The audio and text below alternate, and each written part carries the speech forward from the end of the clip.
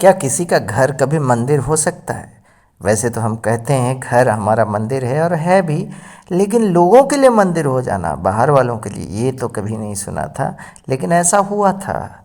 Quarter road, Bandra, Mumbai में एक जगह है, वहाँ पे एक घर होता था जिसका नाम होता था आशीर्वाद, आज भी है।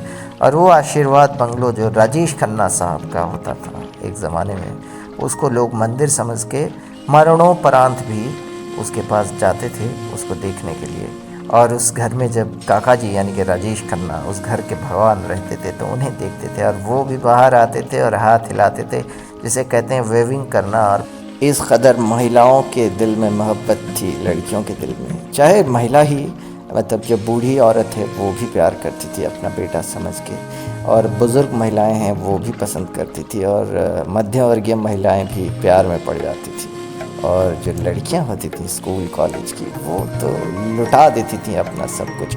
खून से भरी हुई चिट्ठियां लिखती थी राजेश खन्ना को एक ज़माने में। और राजेश खन्ना जहाँ पर भी शूटिंग करते थे वहाँ फैंस चले जाया करते थे वहाँ पे। एक ज़माने में ऐसा होता था, अमिताभ बच्चन ने खुद अपनी आंखों के सामने ये देखा है कि राजेश खन्ना जिधर से कार लेके गुजर जाते थे, वो जो रेत होती है ना, रेत, उसके अंदर जब वेव फॉर्म क्रिएट हो जाता है गाड़ियों की वजह से, उस निशानी को पकड़ के चूमते थे और उस रेत को अपने सर पे लगा के अपनी मांग भर लिया करती थी लड़कियां। इस कदर मोहब्बत, इस कदर हाइट ऑफ स्टारडम किसी और एक्टर ने नहीं देखा।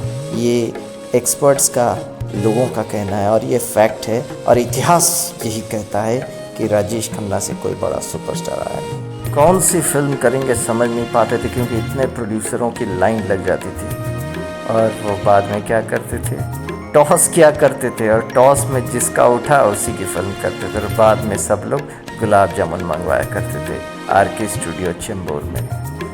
प्रोड्यूसरों की इस कदर लाइन लगती थी कि प्रोड्यूसर जब जाते थे उनके घर पे मिलने के लिए, पता चला कि राजेश खन्ना को बुखार हो गया और अस्पताल में है, तो चंद प्रोड्यूसर्स उस अस्पताल में उसके बगल के जितने सारे बेड्स हैं उसको इख्तियार करके वहाँ पे अपने आप को एडमिट कर लिया था।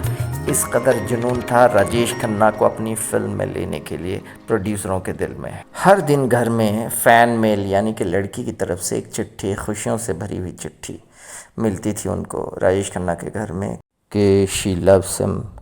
और ऐसी कोई शाम नहीं गई कि कोई फ़ैन उनके घर में मिलने के लिए ना आया हो।